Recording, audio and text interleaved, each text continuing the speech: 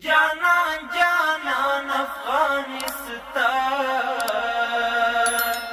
د ریاست الوزرا اقتصادي مرستیال محترم ملا عبدالغني برادر اخوند په مشرۍ د اقتصادي کمیسیون نوبتي غونډه د روان لمریز کال د سد میاشتې په 14 نیټه د شنبې ورځ په مرمرینه ماڼۍ کې ترسره او له جنډا سره سم پر ټاکل شوو موضوعاتو بحث وشو. په یاده نوبتي ناسته کې تر هر اړخیز بحث وروسته د افغانستان ملي اقتصادي مشورتي بورډ د جوړېدو طرحه د اقتصادي کمیسیون د خړو وزارتونو د نظرونو په پام کې نیولو سره تایید شوه. د افغانستان ملي اقتصادي مشورتي بورډ په د اړتیا پر وخت د مهمو اقتصادي موضوعاتو په اړه حکومت ته اړینې مشورې ورکوي. په دغه بورډ کې به د افغانستان د پوهنتونونو استادان، د اقتصادي مسایلو متخصصین او همداراز د سوداګرو او صنعتکارانو استازي غړیتوب ولري. د اقتصادي کمیسیون په یاده ناسته کې د افغانستان د علومو اکاډمۍ په مشرۍ د صنعت او سوداګرۍ، کرنې، اوبو لګولو او مالدارۍ او عامې روغتیا وزارتونو او کابل ښاروالۍ څخه جوړې شوې کمیټې ته دنده وسپارل شوه څو له شرعي اصولو سره سم د چرګانو د ذبحې لپاره لارښود جوړ کړي او بیا یې د استفتاء لپاره مرکزي دارالفتاء ته وړاندې کړي.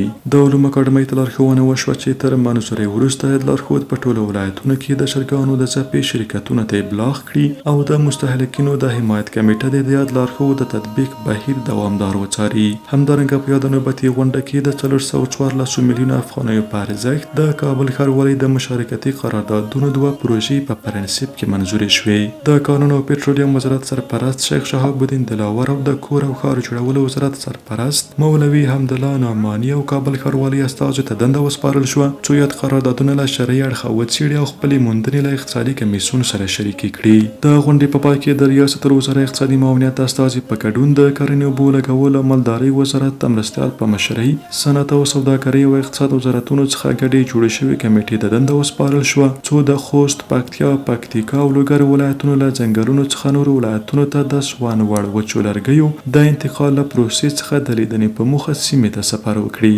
نوموړې کمیټه د یادو ولایتونو د ولایتي مسؤلینو په همغږۍ او د هغوی د نظرونو په پام کې نیولو سره خپل راپور د اقتصادي کمیسیون راتلونکي مجلس ته وړاندې کړي.